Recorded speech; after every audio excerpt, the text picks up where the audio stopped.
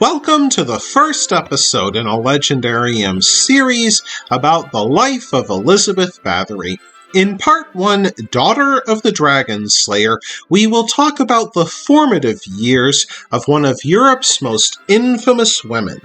Elizabeth Bathory came from an illustrious family whose lineage, wealth, and power rivaled that of the kings they served. The Bathory dated their origins to 900 AD. According to legend, the locals asked a warrior named Vitus to kill a dragon that terrorized the swamplands of Cited in Hungary's Eves County. Vitus killed the beast with only 3 thrusts of his lance. The locals gifted him Cited and its castle as a reward. He also earned himself the surname of Bathory, which meant good hero. From these humble beginnings, the Bathory grew to dominate the Kingdom of Hungary.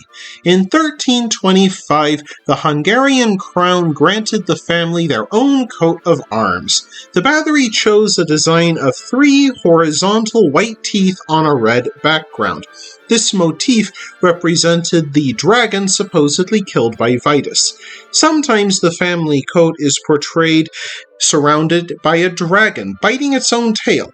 Their simple design also conveyed a powerful message. From small beginnings, the Bathory had achieved great things.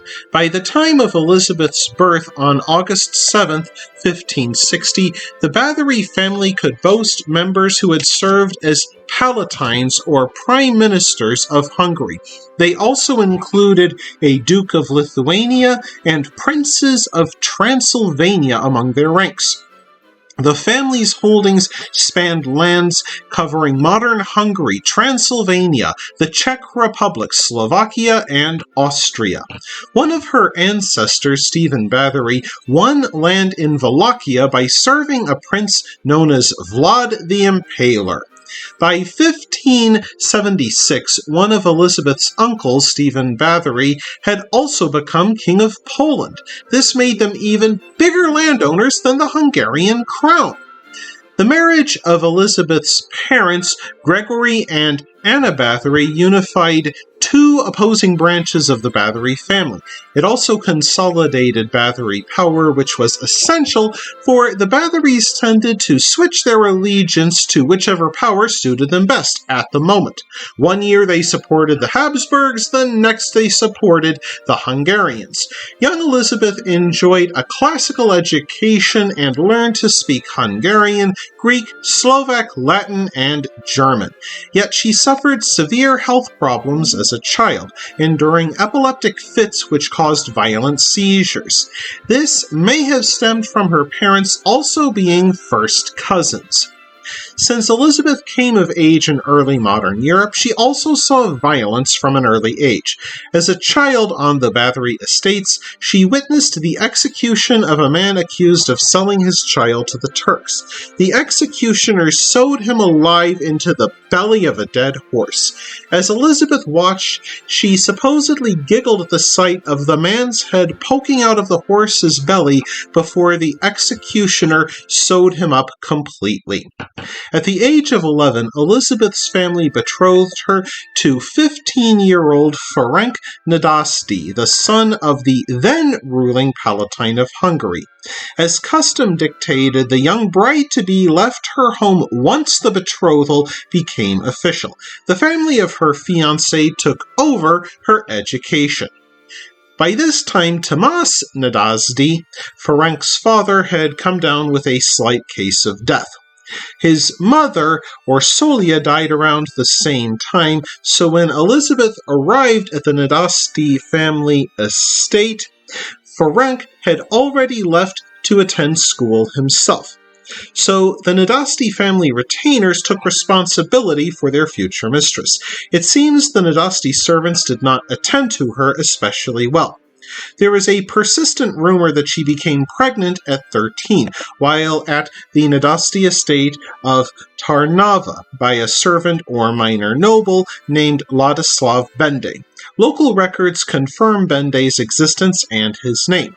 Some sources claim that once Ferenc Nadasdy discovered his bride-to-be's indiscretion, he ordered Bende to be castrated and then torn apart by his hunting hounds.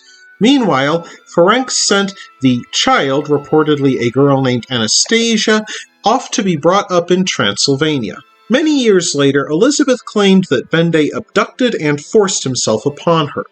Despite the indiscretion, the wedding proceeded to preserve the reputations of both families. When Elizabeth turned 14, she married in a lavish ceremony that began on May 8, 1574. It lasted for 3 days and included 4,500 guests.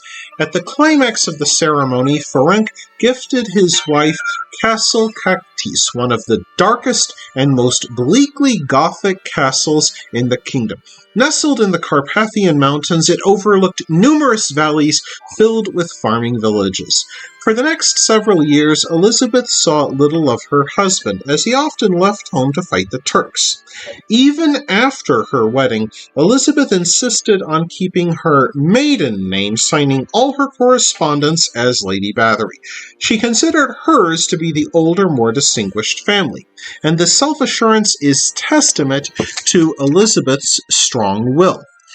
Many nobles insisted on referring to Elizabeth as Lady Nadasdy despite her noted preference. Even at a young age, Elizabeth Bathory flouted convention and annoyed those who thought they knew better. The teenaged countess often wrote to other nobles with requests to borrow books. Her favorite subjects included biology, religion, anatomy, and, ominously for her future, the occult. That wraps things up for this episode of The Legendarium. I hope you enjoyed it. If you did, press like. If you want to see more, press subscribe. And if you've got anything to say, let me know in the comments section. Thanks again for joining me, and I hope that you have a great rest of the day.